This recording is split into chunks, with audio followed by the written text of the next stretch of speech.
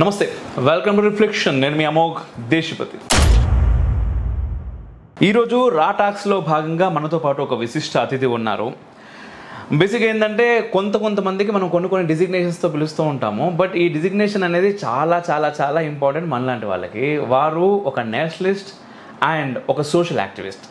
అంటే చాలా దగ్గర కాంబినేషన్ ఇది. అంటే ప్రతి నేషనలిస్టు ఏదో రకంగా సోషల్ యాక్టివిస్టే. బట్ ఈ రెండు విషయాల్లో కూడా వీరు చాలా ఎక్కువగా ప్రజలతో మమేకమై ఉంటారు. వారే హిమవంత్ వల్లభనేని గారు. అన్న నమస్కారం. నమస్తే అండి. జై శ్రీరామ్. జై శ్రీరామ్. ఎలా ఉన్నారు? బాగున్నా sir. First of all thank you so much. పిలవగానే మన స్టూడియోకి మీరు వచ్చినందుకు ధన్యవాదాలు జీ. ఇది ఒక గెలుపా? మూడోసారి ప్రధానమంత్రి అవ్వడం అనేది మన దేశంలో ఉన్న ఇంటర్నల్ శత్రువులు కాకుండా బయట దేశంలో ఉన్న వాళ్ళు కూడా మోడీ వస్తే ఈ దేశంలో మైనారిటీలకి సేఫ్ కాదు, జార్జ్ సోరోస్ లాంటి వాళ్ళకి మన దేశంతో ఎలక్షన్స్ పనేంటి? ఎస్, ఒక్క ముస్లిం వ్యక్తి కూడా ప్రాతినిధ్యం లేదు. మైనారిటీ అంటే ఎవరు? యూపీలో చాలా చోట్ల దళితుల మీద దాడులు జరిగింది. వరుసగా 72 గంటల్లో 3 అటాక్స్ జరిగాయి. అక్కడ మైనారిటీ సోదరులు అనగానే ముస్లింలు మాత్రమే ఎందుకు కనబడుతున్నారు? అది మనకి 1950s నుంచి కూడా కాంగ్రెస్ కానీ లెఫ్ట్ వింగ్ కానీ క్రియేట్ చేసిన ప్రోపగండా వల్ల అబ్దుల్ కలాం గారిని మన దేశ రాష్ట్రపతిని చేసింది. ఎస్, అబ్దుల్ కలాం కంటే కూడా అక్బరుద్దీన్ ఓవైసీ అంటే చాలా మంది ముస్లింలకి ఇష్టం. 35 సీట్లు ముస్లింస్కి ఇచ్చిన బీఎస్పీకి ఒక్క ముస్లిం ఎంపీ కూడా గెలవలేదు. మాధవిలత గారు ఇదే మాట్లాడారు, నేను డెవలప్మెంట్ చేస్తాను, నాకు ఓట్ వేయండి. డెవలప్మెంట్ కంటే కూడా మతమే ఎందుకు ఎక్కువ అవుతుంది అక్కడ? కామన్ ముస్లిం ఆలోచించాల్సినటువంటి విధానం ఏంటి?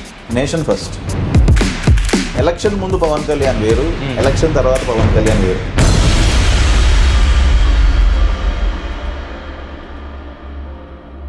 అంటే కొన్ని విషయాలు మీతో నేను మాట్లాడాలనుకున్నాను. అండ్ చాలా అన్ఫిల్టర్గా, చాలా క్యాజువల్గా మీ అభిప్రాయాలు మాకు కావాలి. తప్పకుండా అండి. ఎందుకంటే చాలా ఎక్కువగా మీరు గ్రౌండ్లో ఉంటారు కాబట్టి, అండ్ గ్రౌండ్ రియాలిటీ అనేది మీకు తెలుసు కాబట్టి. అండ్ ఎలక్షన్స్ ముందు కూడా ఒకసారి మనం ఆఫ్ స్క్రీన్ మాట్లాడుకున్నప్పుడు ఈరోజు ఏదైతే సిచ్యువేషన్స్ ఆంధ్రాలో కావచ్చు, తెలంగాణలో కావచ్చు, అండ్ ఆల్ ఓవర్ ది భారత్లో కావచ్చు ఏదైతే ఉందో, ఈ విషయాలు మీరు ఆల్రెడీ నాకు చెప్పారు ఇలా కాబోతుంది అని చెప్పేసి. దాదాపుగా ఇంచుమించు అక్కడే ఇప్పుడు అవుట్పుట్ అలాగే ఉంది మనకి.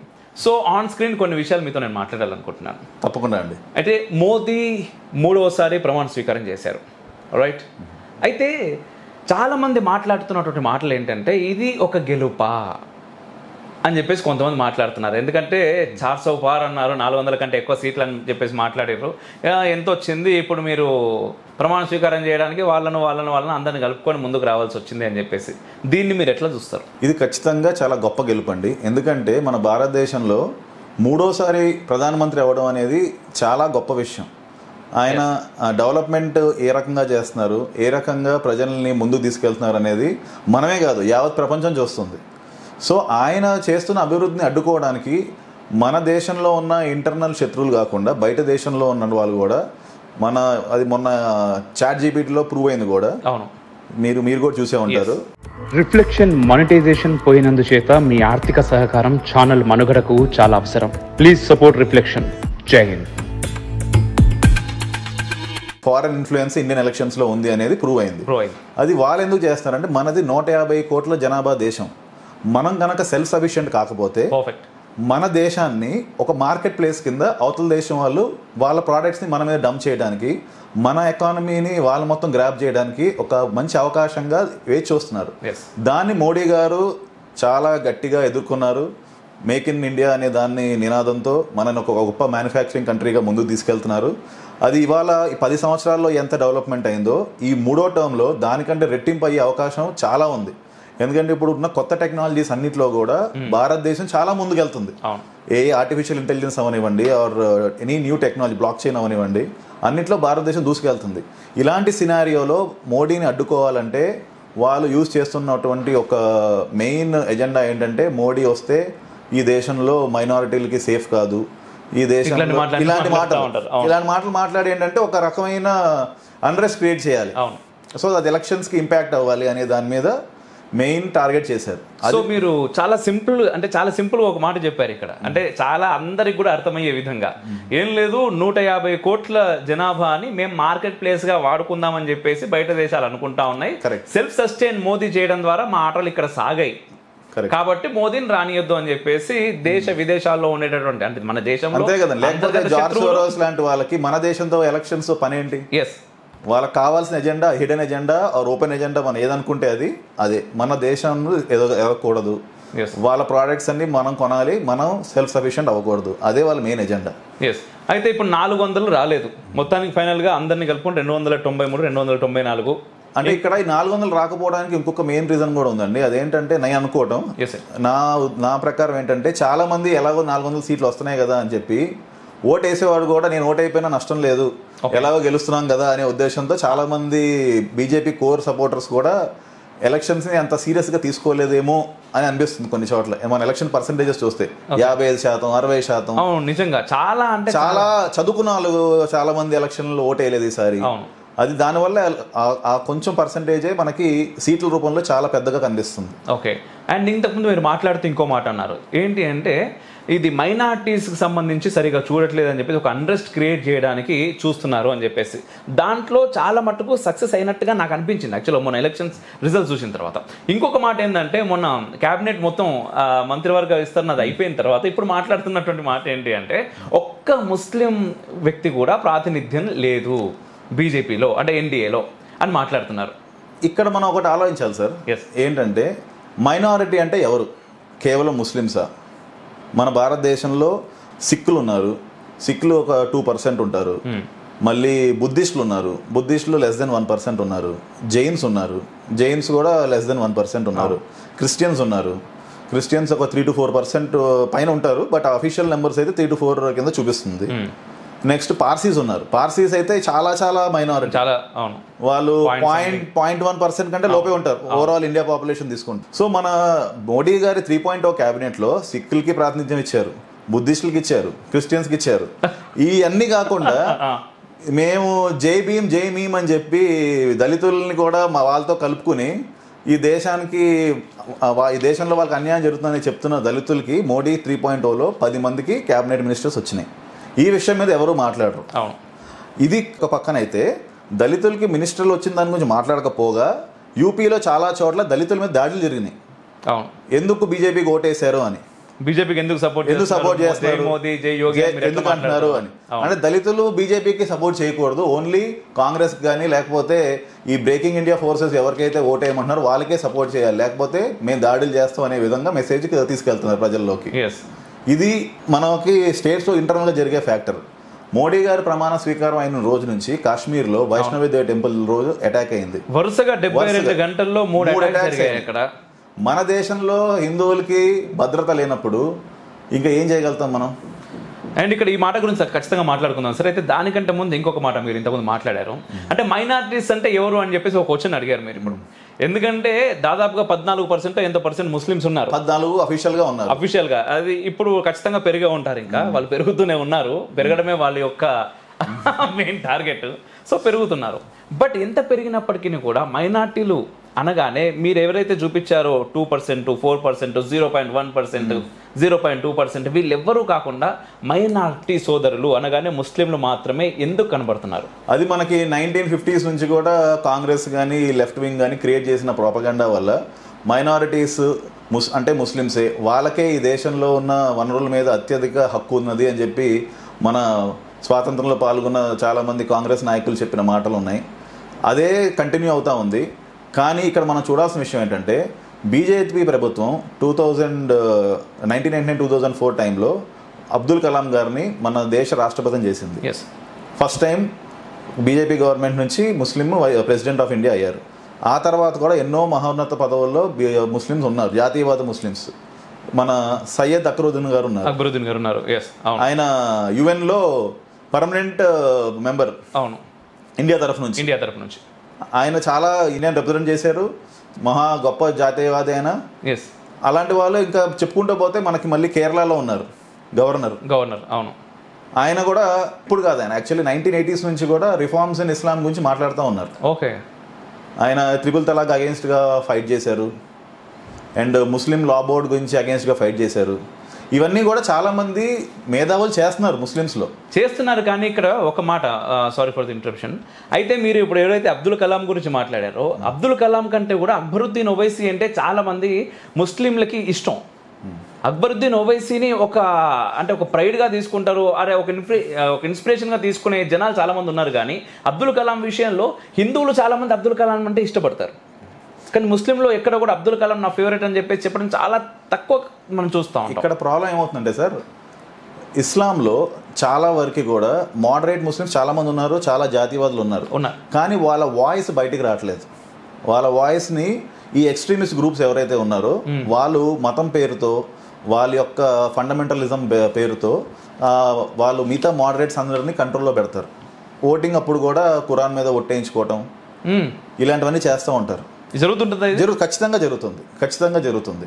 మీరు ఓటింగ్ ప్యాటర్న్ చూడండి, ఇది నేను చెప్పే మాట కాదు, మీరు ఓటింగ్ ప్యాటర్న్ చూడండి. ఎప్పుడైతే బీజేపీని ఓడించే పార్టీ ఉందో రెడీగా, మొత్తం మీకు ముస్లిం ఓట్లు ఎన్ బ్లాక్ గా అక్కడ పడుతుంది. ఇదే ఈ ఎలక్షన్ లో కూడా జరిగింది. ట్రెడిషనల్ గా లాస్ట్ 2019లో బీజేపీకి 4% ఓటింగ్ పడింది ముస్లిం ఓటింగ్. అది మామూలుగా వచ్చిన ఫిగర్స్. ఒక 1.5% ఇటు ఓటు అవ్వచ్చు, బట్ అప్రాక్సిమేట్ గా అన్ని రిపోర్ట్స్ లో వచ్చిన ఫిగర్స్ అవి. అది ఈసారి మీరు నమ్మరు 1% వచ్చింది. ఎందుకంటే ఈసారి ఈ ఇండియా అలయన్స్ ఏదైతే ఉందో బాగా కన్సాలిడేట్ అయ్యింది. సో ఆల్టర్నేటివ్ గా ఏ పార్టీ అయితే బీజేపీకి అగేన్స్ట్ గా ఉందో ఆ పార్టీకి, ఫర్ ఎగ్జాంపుల్ సమాజ్వాదీ పార్టీ ఉంది యూపీలో, వాళ్ళకి వేశారు. కాంగ్రెస్ యూపీ విషయానికి వచ్చేసరికి ఇంకొకటి కూడా, అక్కడ బీఎస్పీ 35 సీట్లు ముస్లిం. ఎగ్జాక్ట్లీ అదే నేను చెప్పబోయేది మీకు. 35 సీట్లు ముస్లింస్ కి ఇచ్చిన బీఎస్పీకి ఒక్క ముస్లిం ఎంపీ కూడా గెలవలేదు.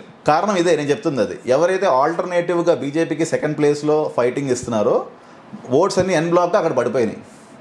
మనకి తెలంగాణ విషయంలో కూడా అదే జరిగింది. ట్రెడిషనల్గా 2014, 2019లో చాలా మంది ముస్లిమ్స్ టీఆర్ఎస్కి ఓటేశారు. కానీ ఎప్పుడైతే టీఆర్ఎస్ అనేది రేస్లో లేదు, ఈ ఎంపీ ఎలక్షన్లు కాంగ్రెస్ బీజేపీ మధ్యలో అనేది ఒక బ్రాడర్ పిక్చర్ వచ్చిందో, ఇమీడియట్ గా ముస్లిం ఓట్ అంతా కూడా షిఫ్ట్ అయిపోయింది కాంగ్రెస్ కి. బీఆర్ఎస్ కి చాలా చోట్ల 3rd ప్లేస్ డిపాజిట్లు రాని పరిస్థితికి వచ్చారు ఇప్పుడు. అది కేవలం వాళ్ళ నమ్ముకున్న ఓటు ఏదైతే ఓట్ బ్యాంక్ ఉందో మొత్తం టోటల్లీ వాళ్ళని వదిలేసి కాంగ్రెస్ కి షిఫ్ట్ అయిపోయింది. మోదీజీ అంటున్నారు సబ్కా సాత్ సబ్కా వికాస్ అని చెప్పేసి మాట్లాడుతున్నారు. అండ్ ముస్లిమ్స్ కి సంబంధించి కూడా, అంటే ముస్లిమ్స్ అంటే మైనారిటీస్, ప్రత్యేకంగా ముస్లిమ్స్ కి సంబంధించి అనేక పథకాలు ఎలక్షన్స్ కంటే ముందు రిలీజ్ చేశారు.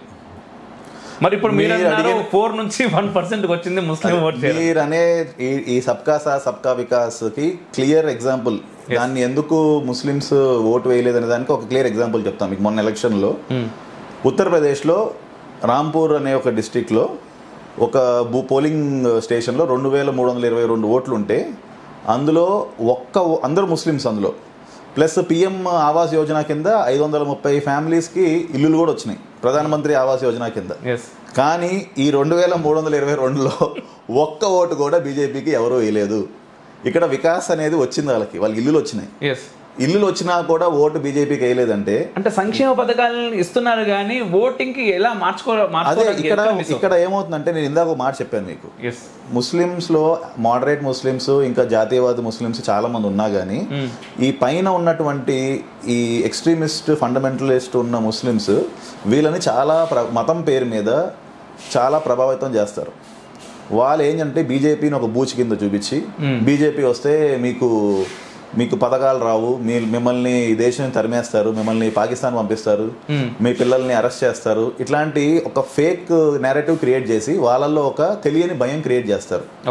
బీజేపీని బూచిగా చూపించి వీళ్ళందరూ ఓట్ని కాంగ్రెస్కో లేకపోతే ఇందాక నేను చెప్పినట్టు ఆల్టర్నేటివ్ ఏ పార్టీ అయితే స్ట్రాంగ్గా ఉందో వాళ్ళకి ఓట్ బ్యాంక్గా తయారై వాళ్ళకి ఓట్ వేయడం అనేది చేస్తున్నారు. సో సబ్కా సాత్ సబ్కా వికాస్ అనేది గ్రౌండ్ రియాలిటీ. మోడీజీ అందరికీ డెవలప్మెంట్ చేశారు. ఆయన గుజరాత్లో అదే చేశారు, మళ్ళీ మన దేశ ప్రధాని అయినా కూడా అదే చేస్తున్నారు. ఒక ఇన్ఫ్రాస్ట్రక్చర్ డెవలప్ అయిందండి, ఒక రోడ్ వేశారు, ఆ రోడ్ మీద ఓన్లీ హిందువులు వెళ్తారా, ముస్లింలు వెళ్తారు.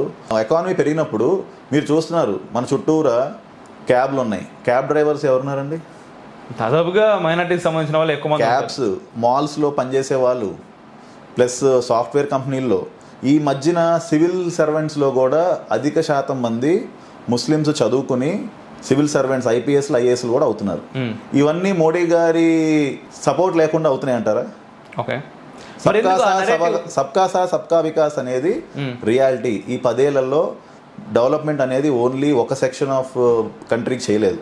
రైట్ ఫ్రమ్ కాశ్మీర్ నుంచి కన్యాకుమారి వరకు ఆయన త్రూ అవుట్ 360 degrees డెవలప్మెంట్ చేశారు. ఇవాళ కాశ్మీర్లో మీకు టూరిజం ఎన్ని రెట్లు పెరిగిందో అసలు ఐడియా ఉందో కాంగ్రెస్ వాళ్ళకి? కొన్ని మల్టీఫోల్డ్ పెరిగింది లాస్ట్ 5 yearsలో. దానివల్ల మేజర్ ఇన్కమ్ పెరిగేది ఎవరికి? లోకల్ ఉండే వాళ్ళు అందరూ ముస్లిమ్సే. అయినా కానీ అక్కడ వచ్చిన టూరిస్టుల మీద దాడి చేసి ఎవరి ఆదాయాన్ని ఎవరు గండి కట్టిస్తున్నారు? మీరు టూరిస్ట్ మీద దాడి అన్నప్పుడు నాకు ఇంకో మాట గుర్తుకొచ్చింది. ఎందుకంటే జరిగినటువంటి 72 గంటల్లో 3 దాడులు జరిగితే అక్కడ ఉండేటువంటి ఫరూక్ అబ్దుల్లా మాట్లాడేటటువంటి మాటలు ఏంటంటే మిలిటరీ వచ్చి మాకేం చేయలేదు, నైబర్ అంటే పక్కకుండే దేశాలతో మనం సామరస్యంగా మాట్లాడుకోవాలని చెప్పేసి మాట్లాడుతున్నాడు. దాన్ని బట్టే వాళ్ళ యొక్క డైరెక్షన్ ఏంటనేది అర్థమవుతుంది మనకి. ఇక్కడున్న ఈ దేశం మీద ప్రేమ కంటే పక్కనున్న పొరుగు దేశాల మీద వాళ్ళ ప్రేమ ఎక్కువైపోయింది. ఈ విషయంలో నాకు షేజాద్ పూనావాలా చెప్పిన ఒక మాట గుర్తొస్తుంది. ఆయన ఒక మాట చెప్పారు. ఆయన సోషల్ మీడియా హ్యాండిల్స్లో కూడా క్లియర్గా అదే మెన్షన్ చేస్తాడు. By religion I follow Islam, by culture I'm a Hindu, and by ideology I'm N Indian. ఈ 3 మాటలు ప్రతి ఒక్క ముస్లిం కనుక పాటిస్తే మన దేశానికి చాలా గొప్ప రోజులు వస్తాయి. ఎందుకు అంటే ఆ ఇంపాక్ట్ ఎందుకు ఉండలేకపోతుంది? ఇప్పుడు షేజాద్ పూనావాలా అంటే నార్మల్ వ్యక్తి కాదు. అండ్ మీరు ఇంతకుముందు చెప్పినటువంటి అబ్దుల్ కలాం కావచ్చు, ఆయన సయ్యద్ అక్బరుద్దీన్ కావచ్చు, గవర్నర్ చెప్పారు, వీళ్ళందరూ కూడా నార్మల్ వ్యక్తులు కాదు. వీళ్ళందరూ కూడా జాతీయవాదాన్ని చాలా గట్టిగా పాటిస్తున్నటువంటి వ్యక్తులే. అయినప్పటికీ వాళ్ళు నార్మల్ ముస్లిమ్స్ని ఎందుకు ఇన్ఫ్లుయెన్స్ చేయలేకపోతున్నారు? ఇక్కడ మేజర్ ప్రాబ్లం ఏమవుతుందంటే అండి, చాలా మట్టికి ముస్లిం కాన్స్టిట్యుయెన్సీస్లో ఎక్కడైతే ముస్లిమ్స్ ఎక్కువగా ఉంటారో అక్కడ వాళ్ళు ఎన్నుకునేది ముస్లిమ్స్ని. సో అక్కడ ఫర్ ఎగ్జాంపుల్ మీరు హైదరాబాద్ కాన్స్టిట్యున్సీ తీసుకోండి. హైదరాబాద్ ఓవైసీకి వాళ్ళ నాన్నప్పటి నుంచి ఇక్కడ హైదరాబాద్ ఎంపీ వాళ్ళ ఫ్యామిలీ చేతిలోనే ఉంది.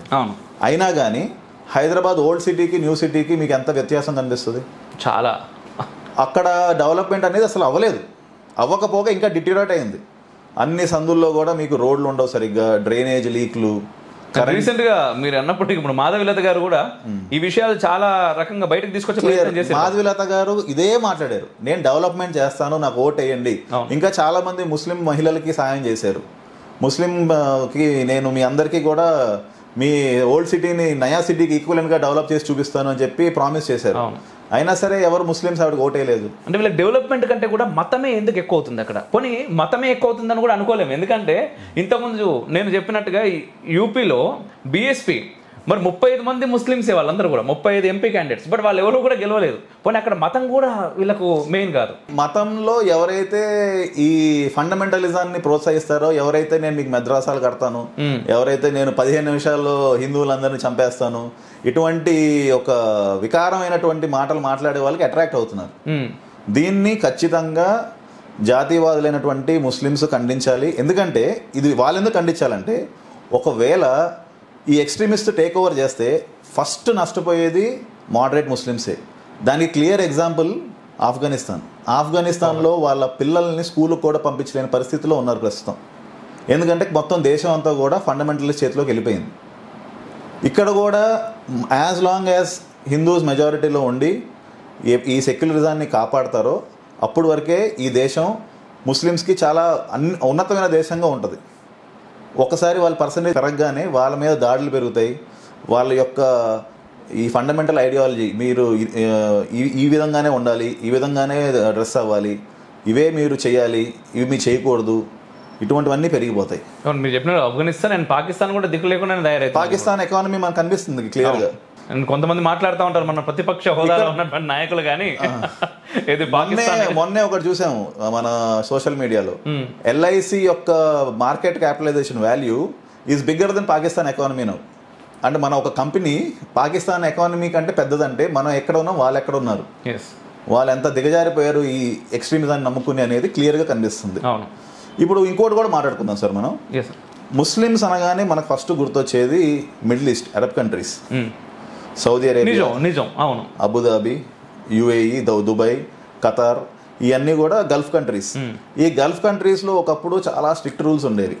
వాళ్ళు కూడా ఇప్పుడు రియలైజ్ అయ్యారు దీనివల్ల మనకి వచ్చేది ఏమీ లేదు, మనము ఆధునికంగా ముందుకు సాగాలి, మనం అందరు ప్రపంచంతో మమైకం అవ్వాలి అని. అటువంటి దుబాయ్ కూడా మన మోడీ గారికి వాళ్ళ దేశం యొక్క అత్యున్నత పురస్కారం అందించారు. సో ముస్లిం కంట్రీస్ మనతో చాలా స్నేహంగా మనతో కలిసి ఇన్వెస్ట్ చేస్తూ ట్రావెల్ చేస్తూ రేపొద్దున కాశ్మీర్లో కూడా ఇన్వెస్ట్ చేయడానికి రెడీగా ఉన్నారు వాళ్ళు. అటువంటి గొప్ప వాతావరణం ఉంది ముస్లిం కంట్రీస్కి మనకి. కానీ మన దేశంలో ఉన్నటువంటి కొంతమంది ఎక్స్ట్రీమిస్ట్కి ఇది ఇంకా అర్థం అవ్వట్లేదు. ఇంకా వీళ్ళు ఈ రాతి యుగంలోనే ఆగిపోయారు. మేము ఇదే విధంగా ఉంటాము, మేము డెవలప్మెంట్ వద్దు మాకు, మేము ఇలానే ఇదే కల్చర్లో ఉంటాము, మాకు ఎడ్యుకేషన్ వద్దు. అండ్ మీరు ఇంతకుముందు చెప్పినట్టుగా కేవలం ముస్లిమ్స్ తప్పు కూడా కాదనిపిస్తుంది. ఖచ్చితంగా ముస్లిమ్స్ అలా ఉంటేనే మా బతుకులు గడుస్తాయి అని చెప్పేసి ఎవరైతే ఈ యాంటీ నేషనల్ ఫోర్సెస్ ఏవైతే ఉన్నాయో, పార్టీస్ ఏవైతే ఉన్నాయో అవి కావాలని వాళ్ళని ఆ మూసధోరణిలోనే ఉంచే ప్రయత్నాలు చేస్తారు. ఆ మూసధోరణిలో ఉంచి వాళ్ళని ఒక ఓట్ బ్యాంక్ కింద తయారు చేసి వాళ్ళ ఎలక్షన్లు గెలవడానికి వాడుకోవడానికే వాడుకుంటున్నారు. అండ్ ఇంతకుముందు నార్మల్గా మీరు గల్ఫ్ దేశాల గురించి మాట్లాడుతున్నప్పుడు అక్కడ మన కోసం అద్భుతమైనటువంటి రామాలయం కట్టుకున్నాం. కానీ మన దేశంలో రాముడి ప్లేస్ లో మనం రామాలయం కట్టుకోవడానికి మనకు 500 ఏళ్ళు పట్టిన తర్వాత పోనీ వాళ్ళకి సంబంధించి బాబ్రీ మసీదుకి సంబంధించి వాళ్ళకు ప్లేస్ ఇచ్చారు, మీరు కట్టుకోమని చెప్తున్నారు. స్టిల్ అది కాకుండా జ్ఞానవాపికి సంబంధించి నెక్స్ట్ మధురైకి సంబంధించి మరి ఏదైనా డిస్కషన్స్ కోసం ఎవరైనా ముందుకు వస్తారా అంటే ఎవరు కూడా ఇష్టపడట్లేదు. ఇక్కడ మీరు ఇంకోటి గమనించాలండి, మన అయోధ్య రామ మందిరంకి ఆర్కియాలజీ డిపార్ట్మెంట్లో ఈ తవ్వకాల్లో బయటపడిన ఆయన కూడా ముస్లిమే, కేకే మొహమ్మద్. అవును, ఆయన కూడా ఒక జాతీయవాది, నిజాన్ని బయటకు తీసి అందరికీ చూపించాడు. సో మీరు అన్నారు ఇందాక రామ మందిరం కట్టడానికి అడ్డుకుంటున్నారు ఒక పక్క, అలాగే సపోర్ట్ చేసే జాతీయవాదులు కూడా ఉన్నారు. మనం ఈ జాతీయవాదులకి సపోర్ట్గా నిలిచి ఈ ఎక్స్ట్రీమిజంని ఎండ్ చేయకపోతే కాశ్మీర్లో అయ్యే దాడులు రేపొద్దున మన ఇంటి పక్కనే అవుతాయి ఖచ్చితంగా. ఎందుకంటే కాశ్మీర్లో మాత్రమే కాదు, ఇప్పుడు ఎలక్షన్స్ అయిపోయిన తర్వాత యూపీలో జరిగాయి, బెంగాల్లో జరిగాయి. బెంగాల్లో అయితే మరీ ఘోరం. బెంగాల్ అనగా నాకు ఇంకొక ఆసక్తికరమైన డేటా మీకు చెప్పాలనిపిస్తుంది. వెస్ట్ బెంగాల్లో బేరంపూర్ అనే ఒక కాన్స్టిట్యున్సీ, అవును, ఆ కాన్స్టిట్యున్సీలో రంజన్ చౌదరి అనే ఒక ఆయన దాదాపు 5 సార్లు ఎంపీ. ఈసారి కూడా ఆయన గెలుస్తారని అందరూ అనుకున్నారు. కానీ ఇక్కడ ఏమైంది, ఒక చిన్న చేంజ్ అయింది. ముస్లిం పాపులేషన్ 52% అయింది. సో 52% అయినాక మమతా బెనర్జీ గారు ఏం చేశారు, వాళ్ళ పార్టీ టికెట్ లోకల్ అతను కాకుండా యూసఫ్ పఠాన్ అనే క్రికెట్ ప్లేయర్, గుజరాత్ అతను యాక్చువల్ నేటివ్, ఆయన తీసుకొచ్చి ఈ రంజన్ చౌదరికి ఆపోజిట్గా నిలబెట్టారు. అందరూ రంజన్ చౌదరి గెలుస్తారు అనుకున్నారు, ఎందుకంటే 5 టైమ్ ఎంపీ. కానీ ఇక్కడ డెమోగ్రాఫిక్స్ మారినాయి, ఓటింగ్ ప్యాటర్న్ మారింది. సో ఈసారి ఆయన ఓడిపోయాడు, యూసఫ్ పఠాన్ గెలిచాడు. సో ఇటువంటి డెమోగ్రాఫిక్స్ వల్ల చాలా చేంజెస్ ఇంకా రానున్న రోజులు ఇంకా అవుతూ ఉంటాయి. సో ఖచ్చితంగా ఒక కామన్ ముస్లిం ఆలోచించాల్సినటువంటి విధానం ఏంటి మీ మాటల్లో? Nation first. సో దేశం ఫస్ట్ అన్నప్పుడు అలా ఆలోచించకపోవడానికి గల కారణాలు ఇప్పటిదాకా మనం మాట్లాడుకున్నాం. వీటన్నిటి నుంచి బయటకు వచ్చి దేశం ఫస్ట్ అని అనుకోవాలంటే ఎలా? మన వంతు పని మనం చేయాలి, వాళ్ళకి ఎడ్యుకేట్ చేయాలి. యాజ్ లాంగ్ యాజ్ మన కంట్రీ సేఫ్గా ఉన్నంత వరకే వాళ్ళకి వాళ్ళ పిల్లలకి భవిష్యత్తు ఉంటుంది. లేకపోతే ఆఫ్ఘనిస్తాన్లో క్లియర్ కట్గా మన కళ్ళ ముందు చూస్తున్నాం, 100 సంవత్సరాల క్రితం చూసింది కాదు. తాలిబాన్లో మంచి ఆఫ్ఘనిస్తాన్ని డెవలప్ ఎకానమీ మంచిగా ఉన్న ఆఫ్ఘనిస్తాన్ ఏ రకంగా దాన్ని డిస్ట్రాయ్ చేశారనేది మన కళ్ళ ముందు కనిపిస్తుంది. కాశ్మీర్ కూడా టూరిజంని మొత్తం డిస్ట్రాయ్ చేసింది ఈ రాడికల్సే 90s. మళ్ళీ మోడీ గారు వచ్చాక మళ్ళీ ఆర్టికల్ 370 అబాలిష్ చేసి దానికి మళ్ళీ పూర్వవైభవం తీసుకొస్తున్నారు. రేపొద్దున కాశ్మీర్ ఇంకా డెవలప్ అవుతుంది. కానీ ఈ లోపల ఈ ఎక్స్ట్రీమిస్ట్ ఏంటంటే వాళ్ళకు ఉన్న చివరి అవకాశం వరకు కూడా పోరాడటానికి ఇటువంటి దాడులు, ఇటువంటి బెదిరించే పనులు చేస్తూ ఉంటారు. మన ప్రభుత్వం ఖచ్చితంగా ఆ ఎక్స్ట్రీమిస్ట్ని అక్కడి నుంచి తరిమేస్తుంది. మన దేశంలో ఉన్నటువంటి మోడరేట్ ముస్లిమ్స్ ఇది ఖచ్చితంగా ఆలోచించాలి. ఏ పార్టీ అయితే దేశం భవిష్యత్తు కోసం పనిచేస్తుందో వాళ్ళకి అండగా నిలబడి ఓటేయాలి. అండ్ ఇంతకుముందు బీజేపీ అంటే మళ్ళీ మొదటి ప్రశ్నకు వస్తున్నాను నేను. ఎందుకంటే బీజేపీ ఎంపీ అంటే మంత్రివర్గ విస్తరణలో ఎవరు ముస్లిమ్స్ లేరు. అండ్ మీరు అన్నారు మైనార్టీస్ ఉన్నారు, దళితులు అంతమందిని తీసుకున్నారు అని చెప్పారు. బట్ ముస్లిమ్స్ లేరు. ఓన్లీ బీజేపీ ముస్లిమ్స్ పట్ల ఏదైనా వ్యతిరేక ధోరణి చూపిస్తుందా అంటే మీరు చెప్తున్నారు సబ్కా సాత్ సబ్కా వికాస్ ఇంతకన్నా చేసిర్రు అని చెప్పేసి. మీకు ఫస్ట్ మీరు అడిగినప్పుడే ఇంకోటి కూడా చెప్పానండి. లాస్ట్ టైం వేసినటువంటి 4% ఓటు కూడా ఈసారి వేయలేదు. ఓన్లీ 1% వేశారు. 1% వేస్తే ఒక ఎంపీ కూడా రాలేదు. ఓటింగ్ పర్సంటేజ్ అట్లీస్ట్ కొంచెం వచ్చింది. ముస్లిమ్స్ నుంచి మన ఓటింగ్ పర్సంటేజ్ వస్తే వాళ్ళని నిలబెట్టి వాళ్ళని మంత్రులు చేసి వాళ్ళని ఎంపీలు చేసి మంత్రులు చేస్తాం. ఇక్కడ ఆ ప్రొవిజనే లేదు. ఇంకా బీజేపీకి దగ్గర అయ్యి జాతీయవాదులుగా అయ్యి దేశం కోసం పనిచేసే ముస్లిమ్స్ వచ్చి ఎంతమంది ముందుకు వస్తే అంతమందికి బీజేపీలో అంత గొప్ప అవకాశాలు ఖచ్చితంగా వస్తాయి. అయితే బీజేపీ విషయానికి వస్తే మీరు అన్నారు 4% నుంచి 1%కి వచ్చిందని చెప్పేసి. సో ఓటింగ్ పర్సెంటేజ్ తగ్గింది, బీజేపీకి తగ్గింది, కాంగ్రెస్కి పెరిగింది. కాంగ్రెస్కి ఆల్మోస్ట్ 33% నుంచి 39% అయింది. Okay. And Muslim vote. And ఇక్కడ ఇంకా గణనీయంగా పెరిగింది ఎవరికి అంటే ఈ ఇండీ అలయన్స్లో ఉన్నటువంటి పార్ట్నర్స్కి. లాస్ట్ ఎలక్షన్లో వాళ్ళకి 19% వస్తే ఈ ఎలక్షన్లో 42% వచ్చింది. సో ఎంత పర్సంటేజ్ పెరిగింది అనేది, టాక్టికల్ ఓటింగ్ ఎంత జరిగింది అనేది ఇది ఒక క్లియర్ డేటా. అండ్ ఇక్కడ ఇంకోటి కూడా గమనించాల్సింది ఏంటంటే బీజేపీ వాళ్ళే ముస్లిమ్స్కి టికెట్స్ ఇవ్వలేదు అంటున్నారు, కానీ 2019తో పోలిస్తే ఈవెన్ కాంగ్రెస్ కూడా తగ్గించింది సీట్లు ఇవ్వడం విషయంలో. ఈ విషయంలో నా దగ్గర కూడా వచ్చిన డేటా ఉంది. అవును, అంటే కాంగ్రెస్ అప్పుడు 34 ఇస్తే ఇప్పుడు 19 ఇచ్చింది. అండ్ టీఎంసీ అప్పుడు 13 ఇస్తే ఇప్పుడు 6 ఇచ్చింది. అండ్ ఎస్పీ అప్పుడు 8 ఇస్తే ఇప్పుడు 4 ఇచ్చింది.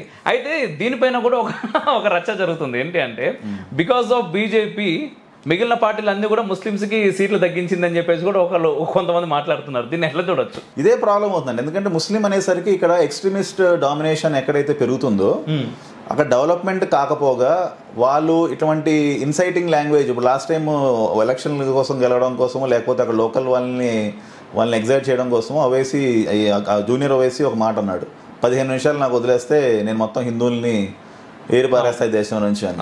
ఇటువంటి పోల్ రిటారిక్స్ అనేవి పెరుగుతున్నాయి. పెరిగేటప్పుడు ఆటోమేటిక్గా అవతల పార్టీ వాళ్ళు కూడా భయపడతారు.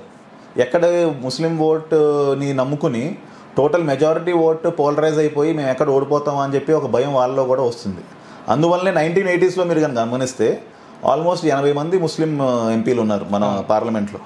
అప్పుడు ఓన్లీ కాంగ్రెస్, లెఫ్టిస్ట్ ఇద్దరే మొత్తం రూల్ చేశారు. కాబట్టి తర్వాత వచ్చినటువంటి ప్రభుత్వాలు వేరే కొంచెం pro development, pro growth governments వచ్చిన కాడి నుంచి ఓటింగ్ ప్యాటర్న్స్ మారినాయి. బీజేపీ ఓటింగ్ ప్యాటర్న్స్ మారిన కాడి నుంచి మిగతా పార్టీస్ కూడా స్లోగా ఓన్లీ మైనారిటీ బేస్డ్ ఓటింగ్ని డిపెండ్ కాకుండా అందరినీ కలుపుకుని వెళ్ళే విధంగా టికెట్లు ఇవ్వడం మొదలుపెట్టారు. సో ఆటోమేటిక్గా Congress and TMC and SP ఇవి కూడా సీట్లు తగ్గించాల్సి వచ్చింది. వాళ్ళకి కూడా తగ్గించాల్సి వచ్చింది. Okay. And one more thing అన్న, ఇంతకుముందు ఏంటి అంటే 400 సీట్లు కంటే ఎక్కువ వస్తే ఏంటంటే మాకు అపోజిషన్ తక్కువ అవుతుంది, మేము ఏది బిల్లు తీసుకొచ్చినా కూడా చాలా ఈజీగా చేసేయచ్చు అని చెప్పేసి మాట్లాడారు. దాంట్లో భాగంగా అఫీషియల్గా ఏం చెప్పలేదు, కానీ బయట అనుకున్న వాళ్ళందరూ ఏంటంటే యూనిఫామ్ సివిల్ కోడ్ ఎప్పటి నుంచో అంటున్నారో అది త్వరగా వచ్చేయాలి, అయితే 400 వస్తుంది అంటే ఇటువంటివి కొన్ని కూడా ఇంపాక్ట్ చూపించింది. ఎందుకంటే వీళ్ళకు అత్యధిక ఓటు శాతం వస్తే ఇట్లాంటివి వేస్తారు, ఇట్లాంటివి వేయడం ద్వారా మాకు ఏదైనా మైనస్ అని చెప్పేసి. యాక్చువల్గా యూనిఫామ్ సివిల్ కోడ్ వస్తే ఫస్ట్ అందరికంటే ఎక్కువ అడ్వాంటేజ్ పొందేది ముస్లిమ్సే. ట్రిపుల్ తలాక్ అబాలిష్ చేస్తే ఎవరికంటే అడ్వాంటేజ్ వచ్చింది? హిందూస్కా, ముస్లిమ్స్కా? ముస్లిం మహిళలకి అది చాలా పెద్ద రిఫార్మ్. అది వాళ్ళ లైఫ్కి ఒక సెక్యూరిటీ వచ్చింది ఇప్పుడు. లేకపోతే ఎవరికి పడితే వాళ్ళు ఇష్టం వచ్చినట్టు పెళ్లి చేసుకుని వదిలేసి ఇంకా ఎన్నో ఘోరాలు జరిగినాయి. సోషల్ మీడియా రాని రోజుల్లో మన హైదరాబాద్ పాత బస్తీలో కూడా ఎన్నో ఘోరాలు జరిగినాయి. ఇక్కడ ఉన్నటువంటి చిన్న చిన్న పిల్లల్ని అరబ్ కంట్రీస్కి అమ్మేయటం, చైల్డ్ ట్రాఫికింగ్, ఇవన్నీ కూడా ఎన్నో జరిగినాయి. సో ఇటువంటి యూనిఫామ్ సివిల్ కోడ్ వస్తే ఫస్ట్ బెనిఫిట్ అయ్యేది ముస్లిమ్సే. ఇది వాళ్ళు రియలైజ్ అవ్వాలి, ఇది మన మంచి కోసం జరుగుతుంది అని. వాళ్ళకి అక్కడ మంచి ఏమి జరుగుతుందో దాని మీద అవగాహన లేక ఇదేదో మనకు అగెన్స్ట్గా అవుతుంది, యూనిఫామ్ సివిల్ కోడ్ వస్తే మనకి ఏదో నష్టం జరుగుతుంది అని అనుకుంటున్నారు. ఏ విధంగా నష్టం జరుగుతుంది యూనిఫామ్ సివిల్ కోడ్ వస్తే? ఇక్కడ ఇంకొకటి ఉంటుంది. ఎందుకంటే షరియాలా అంటే కొన్నిటి మట్టుకి యూనిఫామ్, కొన్నిటికి ఇండియన్ లాస్ కావాలి, కొన్నిటి మట్టుకి షరియా లాస్ కావాలి. షరియా లాస్ పెడితే అన్నిటికీ పెట్టాలి, పూర్తిగా షరియాలా పెట్టాలి అంటే అవి వద్దు అంటారు. సో అందుకే యూనిఫామ్ సివిల్ కోడ్ అనేది వస్తే షరియాలా కాదు, ఇది ఇండియన్ సివిల్ లా. సివిల్ కోడ్ ఏదైతే ఉందో యూనిఫామ్స్ అది పాటిస్తాం మనం. హిందువులైనా, ముస్లింలైనా, క్రిస్టియన్స్ అయినా ఈ దేశంలో నివసించే ప్రతి ఒక్కరికి లా అనేది ఒకటే ఉండాలి. ఖచ్చితంగా ఒకటే ఉండాలి. మనం discrimination based on caste, based on religion చేస్తున్నారు అనే మాట్లాడే ముందు అసలు లా అనేది ఈక్వల్గా లేనప్పుడు అసలు డిస్క్రిమినేషన్ గురించి ఎలా మాట్లాడతాం? నిజం. ఫస్ట్ అందరూ ఈక్వల్ బిఫోర్ లా అనేది క్రియేట్ అవ్వాలంటే యూనిఫామ్ సివిల్ కోడ్ ఒకటే సొల్యూషన్. ఖచ్చితంగా. అయితే అది ఖచ్చితంగా త్వరగా రావాలని కోరుకుంటున్నాం. అసలు ఇది వదిలేసేయండి, సిఏ అనే దాన్ని కూడా తెలియకుండా అందరూ అబ్జెక్ట్ చేస్తారు. అసలు సిఏ అంటే పూర్తిగా విషయం అంటే ఇక్కడ నాకు ఒకటి అనిపించేది ఏంటంటే ఈ సిఏ కానీ, యూనిఫామ్ సివిల్ కోడ్ కానీ, వాట్ ఎవర్ ఇంతకుముందు రైతు చట్టాలకు సంబంధించి కానీ ఏవైతే చట్టాలు, బిల్స్ ఏవైతే తీసుకొస్తున్నారో అవి నార్మల్ జనాలకి సరిగా వెళ్ళట్లేదు. అంటే సరిగా తీసుకెళ్ళేలా చేయాల్సింది కూడా ప్రభుత్వమే. ఎందుకంటే అధికార యంత్రాంగం మోదీ వచ్చేసి అందరికీ ఏం చెప్పడు, పక్క కూర్చొని. కానీ ఎవరైతే ఈ లోకల్ లీడర్షిప్ ఉంటుందో, స్టేట్ వైజ్ లీడర్షిప్ ఉంటుందో, వీళ్ళు ఫెయిల్ అయ్యారు అనేది నా భావన. ఈ సోషల్ మీడియా అనేది డబుల్ ఎడ్జ్ స్వార్డ్ అయిందండి. ఇప్పుడు ఏదైతే మంచి ఉందో, మంచి మనం 10 రకాలుగా ఎంత బాగా చెప్పినా సరే అది మనుషుల్లోకి రీచ్ అయ్యి దాన్ని అవగాహన చేసుకోవడానికి కొంత సమయం పడుతుంది. అదే చెడు ఈ సోషల్ మీడియాలో ఒక మెసేజ్ చేయాలి, ఒక లైన్, సిఏఏ వస్తే మిమ్మల్ని దేశం నుంచి తరిమేస్తారు అని ఒక లైన్ చేయాలి. అది ఎందుకు ఏమిటి అలా కూడా అడగడు. And one more thing, left ecosystem అంత స్ట్రాంగ్ గా ఉంది. వాళ్ళు పై నుంచి మొత్తం మాసెస్ దాకా ఒకటే మెసేజ్ని జస్ట్ 1 అవర్లో సర్క్యులేట్ చేయగలిగేంత మీడియా వాళ్ళ చేతిలో ఉంది. అంత డబ్బు ఉంది, అంత మీడియా ఉంది. సో ఆ నెక్సెస్ కూడా ఎప్పుడు కూడా వాళ్ళ ప్రొపగండాని ముందుకు తీసుకెళ్తూనే ఉన్నారు. ఎస్. అండ్ ఇక్కడ ఎన్డీఏ కూటమి గురించి మనం మాట్లాడుకోవాల్సి వస్తే, రీసెంట్గా అంటే ఆంధ్రప్రదేశ్కి సంబంధించి అంటే దేశం మొత్తం కూడా ఆంధ్రప్రదేశ్ వైపు ఒకసారి చూసింది. అవును. ఏంటంటే మరీ ఆ రేంజ్ లో వచ్చినటువంటి ఆ ఎలక్షన్ రిజల్ట్స్ అనేవి ఎవరు కూడా ఎక్స్పెక్ట్ చేయలేదు, ఎవరు ఊహించలేదు. అంత వన్ సైడ్ అవుతుందని ఎవరు అనుకోలేదు. ఓన్లీ ఆ కేకే సర్వే అనే కేకే సర్వే ఒకటి మాత్రం ఆయన నాతో కూడా మీరు ఇంకొకరు 2-3 చెప్పారు నార్మల్ గా. అప్పుడు ఇలా వచ్చేస్తుంది ఎందుకంటే 80% దాటింది, అది యాంగర్ ఓట్ అనేది కనిపించింది. సో వస్తుంది అని చెప్పేసి మీరు మామూలుగా మాట్లాడారు. కానీ నిజంగా వాస్తవంగా వస్తుంది అని అంటే ఒక రాయి ఇలా అనుకున్నాం తప్ప ఖచ్చితంగా వస్తుంది అని అనుకోలేదు. బట్ వచ్చింది. And one more thing, Pawan Kalyan ఎప్పుడైతే మన చంద్రబాబుని ఎప్పుడైతే జైల్లో వేశారో అప్పుడు పవన్ కళ్యాణ్ తీసుకున్నటువంటి స్టాండ్ ఏదైతే ఉందో, నేను ఎందుకంటే చంద్రబాబుతో ఉంటాం, మేము కలిసి ఈ ఎన్నికల్లో మేము నిలబడతామన్నాడు. ఎట్ ది సేమ్ టైం మళ్ళీ బీజేపీని వదులుకోలేదు ఆయన ఎక్కడ కూడా. సో దీన్ని మనం ఎలా చూడొచ్చు? ఆ మూమెంటే డిఫైన్ చేసింది సార్ ఎలక్షన్ని. అక్కడ నుంచి మొత్తం ఈక్వేషన్ అప్పుడు దాకా ఎట్లా ఉండిందంటే, గ్రౌండ్ లెవెల్లో జన సైనికులు ఇంకా టీడీపీ కార్యకర్తల మధ్యన బాండింగ్ లేదు. ఓట్ ట్రాన్స్ఫర్ అనేది అవుతుందని ఎవరు ఊహించలేదు, అనుకోలేదు అసలు. అవును. అందరూ ఏమనుకున్నారంటే పవన్ కళ్యాణ్ చంద్రబాబు అలయన్స్ అవ్వచ్చు, బట్ కింద క్యాడర్ కలవరు. సో దీనివల్ల అలయన్స్కి నష్టమే కానీ ప్లస్ ఏం అవ్వదు అనేది బలంగా అందరూ నమ్మారు, చాలా గట్టిగా నమ్మారు. అండ్ వైసీపీ కూడా దాన్ని జనాల్లో కూడా గట్టిగా చేసింది. వైసీపీ కూడా ఎంతసేపు మీకు మేమే కరెక్ట్, మాకే ఓటేయాలి, మేమే మీకు వెల్ఫేర్ స్కీమ్స్ ఇస్తాం, ఇది ఇస్తాం అని చెప్పి చంద్రబాబు పవన్ కళ్యాణ్ వాడుకుంటారు, ఏం అవ్వదు అన్ని రకాలైన స్ట్రాటజీస్ వాడారు ఆ అలయన్స్ ని దాన్ని ముందుకు వెళ్లకుండా ఉండడానికి కోసం. కానీ దాన్ని పవన్ కళ్యాణ్ రోజైతే చంద్రబాబు నాయుడు అరెస్ట్ అయినప్పుడు వెళ్ళి ఆయన అక్కడ ఏ స్ట్రాటజీ లేదు, అక్కడ ఏమీ లేదు, అవుట్ ఆఫ్ ప్యూర్ ఎమోషన్. అది క్లియర్గా మనందరం చూసాం. ప్యూర్ ఎమోషన్తో ఆయన వెళ్ళాడు, ఈ రాష్ట్రం కోసం నేను నిలబడతానని చెప్పి నిలబడ్డాడు. దాని రిజల్ట్ ఇవాళ మనం చూస్తున్నాం. ఎస్. అండ్ మొన్న ఎమ్మెల్యేలు అందరూ గెలిచిన తర్వాత కూడా వాళ్ళతో మాట్లాడుతూ పవన్ కళ్యాణ్ అన్నారు, ప్రతి ఒక్కరు మీరందరూ కూడా రావాలి అండ్ ప్రతిరోజు రావాలి, కావాలంటే ఒక 2-3 గంటలు మీరు ఎక్కువ ఉండండి. అవును. అంటే అటువంటి మాటలు ఏ రాజకీయ నాయకుని దగ్గర నుంచి కూడా నేనైతే వినలేదు. మనం ఈ 10 years పవన్ కళ్యాణ్ని ఎలా చూసామంటే, ఈయన సినిమాలు చేస్తాడు, ఈయన పాలిటిక్స్ చేస్తాడు, ఈయనకు ఒక స్టెబిలిటీ లేదు, ఒకేపు ఉండడు అనే విధంగా మీడియా సర్కిల్స్లో కానీ అందరూ అనుకున్నారు. అవును. కానీ ఎప్పుడైతే ఈ ఎలక్షన్ రిజల్ట్ రావడం స్టార్ట్ అయిందో, ఆయనలో ఉన్న జెన్యూన్నెస్ ఇంకా బయటపడతా వచ్చింది. గెలిచినా కూడా ఆయన ఎక్కడ పొంగిపోలేదు. నేను ఈ రాష్ట్రం కోసం నిలబడ్డాను, నేను జీతం తీసుకుంటాను, నన్ను మీరు ప్రశ్నించండి, నేను డెవలప్మెంట్ చేయకపోతే వచ్చిన చొక్కా పట్టుకుని అడగండి అని గట్టిగా చెప్పాడు. సో ఆయన జెన్యూనెస్ ఏదైతే ఉందో అది డెఫినెట్లీ ఆయన్ని ఇంకా చాలా గొప్ప శిఖరాలని తీసుకెళ్తాయి రాజకీయంలో. సో పవన్ కళ్యాణ్ ఇంపాక్ట్ అనేటటువంటిది ఏకంగా అంటే నాట్ ఓన్లీ అంటే ఆంధ్రప్రదేశ్ మట్టికే కాదు, ఎన్డీఏ కూటమికి కూడా ప్లస్ అయిందని చెప్పవచ్చా? డెఫినెట్లీ ఎన్డీఏ కూటమికి అది ఒక మంచి బాండింగ్ ఫ్యాక్టర్ కింద ఫామ్ అయింది. రేపొద్దున చిన్న పార్టీల వాళ్ళు కూడా ఎన్డీఏతో కలవాలనే దానికి ముందుకు వస్తారు పవన్ కళ్యాణ్ గారిని చూసి. చిన్న స్టేట్ వాళ్ళు 2 MPs 3 MPs ఉన్న వాళ్ళు కూడా మనకి కేంద్రంతో మంచి సంబంధం ఉంటే మన రాష్ట్రానికి బాగుంటుంది అని చెప్పి ఎన్డీఏ కూటమి ఇంకా బలంగా చేయడానికి కోసం ఇటువంటి వాళ్ళందరూ కూడా ముందుకు వచ్చే అవకాశం ఇంకా చాలా ఎక్కువ ఉంది. అయితే పవన్ కళ్యాణ్కి సంబంధించి ఫ్యూచర్ అంటే పొలిటికల్ జర్నీ ఆయనది ఎలా అంటే సెంట్రల్లా లేకపోతే ఇక్కడ ఉంటారా, ఎలా ఉంటుంది అనుకుంటున్నారు మీరు? ఆయన నాకు తెలిసి మోస్ట్లీ ఇక్కడే ఉంటారు, ఈ రాష్ట్రాన్ని వదిలి వెళ్ళడు. ఓకే, తెలుగు రాష్ట్రాన్ని వదిలేసి వెళ్ళడు. ఎందుకంటే ఆయన చెప్పిన ప్రతి మీటింగ్స్లో కూడా నాకు నా దేశం అంటే ఇష్టం, నా తెలుగు రాష్ట్రాలు అంటే ఇష్టం, నేను ఈ నేల అంటే ఇష్టం, మాట్లాడుతున్నారు అండ్ దానికోసమే నేను ఈ అభివృద్ధి కోసం కష్టపడతానని కమిట్మెంట్తో మాట్లాడాడు ఆయన. అండ్ ఎలక్షన్స్ కంటే ముందు ఇంకొకటి కూడా బాగా వినపడింది ఏంటి అంటే ఎమ్మెల్యేగా ఒక దగ్గర నుంచి ఎంపీగా ఒక దగ్గర నుంచి నిలబడాలి అనుకున్నారు పవన్ కళ్యాణ్. ఆ తర్వాత కొంతమంది వద్దు అన్నారు, అందుకోసం చేసి ఎంపీ కాదు. అదే మాట చెప్పానండి, ఎలక్షన్ ముందు పవన్ కళ్యాణ్ వేరు, ఎలక్షన్ తర్వాత పవన్ కళ్యాణ్ వేరు. ఇప్పుడు ఆయన మీద ఇంకా గ్రేటర్ రెస్పాన్సిబిలిటీ వచ్చింది. సో ఖచ్చితంగా ఆయన తన నమ్ముకున్న వాళ్ళ కోసం ఇంకా కష్టపడి ఇంకా డెవలప్మెంట్ మీద ఏ విధంగా అయితే ఎన్డీఏ బలంతో రాష్ట్రాన్ని అభివృద్ధి చేయొచ్చో అది కూడా దానికోసం కృషి చేస్తారని అనుకుంటున్నాను నేను. ఓకేనా, thank you so much and మీ విలువైన సమయాన్ని మాకు రిఫ్లెక్షన్కి అందించినందుకు. అండ్ మళ్ళీ మళ్ళీ మళ్ళీ మీ టైం మాకు కావాలి, ఇదైతే ఖచ్చితంగా మీరు రాసి పెట్టుకోవాలి. ఎందుకంటే చాలా డౌట్స్ చాలా సింపుల్ వేలో మీరు క్లారిఫై చేసారు. అండ్ ఎట్ సేమ్ టైం వీళ్ళకి కూడా చాలా మందికి జనాలకి ఇవ్వడానికి మంచి స్టఫ్ దొరికిందని నేను అనుకుంటున్నా. సో ఏంటంటే అన్నిటికంటే ముఖ్యం మీరు ఇంతకుముందు మాట్లాడిన దాంట్లో దేశం, దాని తర్వాతనే మిగిలింది ఏదైనా. Any day nation first. And thank you so much. Thank you. జై శ్రీరామ్. జై శ్రీరామ్. భారత్ మాతాకి జై.